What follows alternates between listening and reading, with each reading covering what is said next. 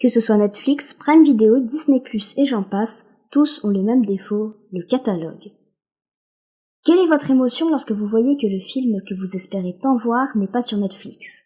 Ce que vous faites naturellement, c'est de le rechercher sur toutes les plateformes concurrentes, une à une, jusque devant vous résoudre à chercher le nom de votre film, accompagné du mot streaming, sur Google. Combien de fois ça vous est déjà arrivé? Et comme chaque problème a sa solution, aujourd'hui on va voir comment créer notre propre Netflix.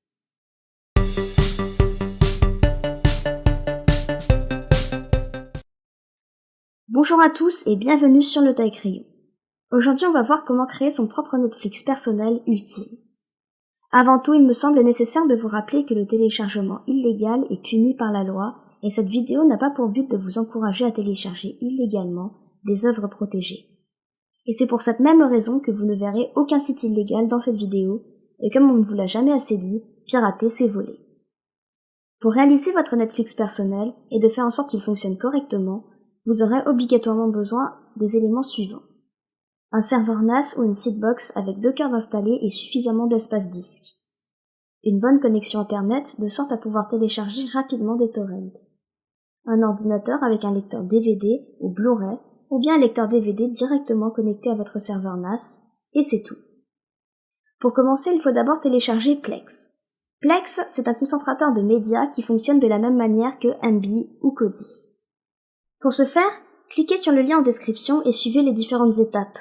On ne va pas rentrer plus en détail car ici la configuration est propre à chaque système, que ce soit Synology, QNAP, OpenMediaVault et d'autres. Une fois l'installation terminée, il ne vous reste plus qu'à ouvrir Plex en saisissant votre adresse IP suivie de 2.32400/web. Il ne vous restera plus qu'à ajouter vos différents dossiers multimédia.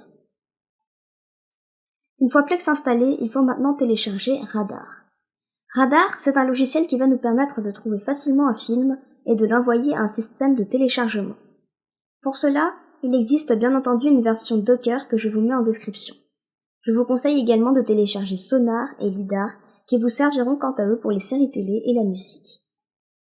Une fois Radar installé, ouvrez l'interface web en saisissant votre adresse IP suivie de 2.7878. Il vous faut maintenant y ajouter un client de téléchargement. Pour cela, j'ai choisi d'utiliser Transmission. Là encore, je vous mets le lien de Transmission en description de la vidéo. Il faut maintenant faire le lien entre Radar et Transmission.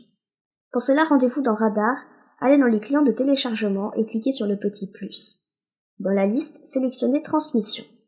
Remplissez la fenêtre comme à l'écran en modifiant le champ Host par votre adresse IP. La procédure est la même avec Sonar et Lidar pour la musique et les séries. Il vous faut désormais un indexeur pour effectuer la recherche des torrents et l'envoyer à Transmission.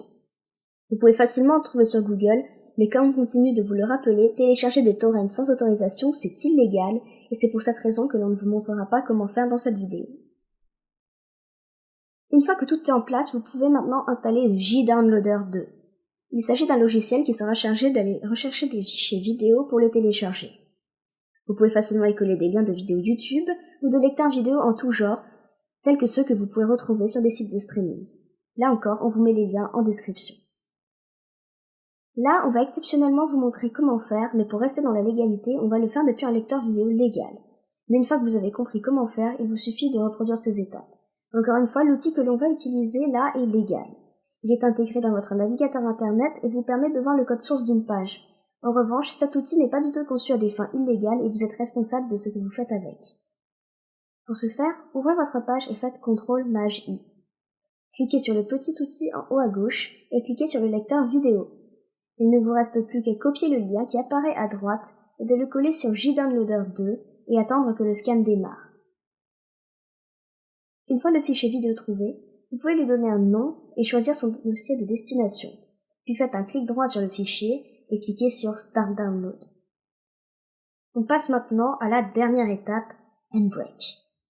Handbrake vous permet d'extraire des fichiers vidéo des DVD et Blu-ray. Pour ça, vous pouvez l'installer sur Windows et Docker en suivant les liens en description. Si vous souhaitez extraire les vidéos des DVD protégés par un DRM, il vous faudra également télécharger une extension pour Handbrake.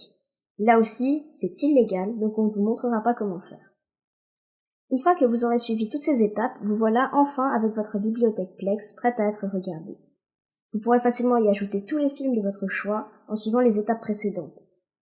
C'est désormais la fin de cette vidéo tuto, et comme on vous rappelle encore une fois, télécharger des œuvres protégées est interdit, et on ne vous conseille pas du tout de le faire. Cette vidéo n'a pas du tout pour but d'encourager au téléchargement illégal, il s'agit seulement d'une vidéo instructive, et vous seul êtes responsable de ce que vous faites.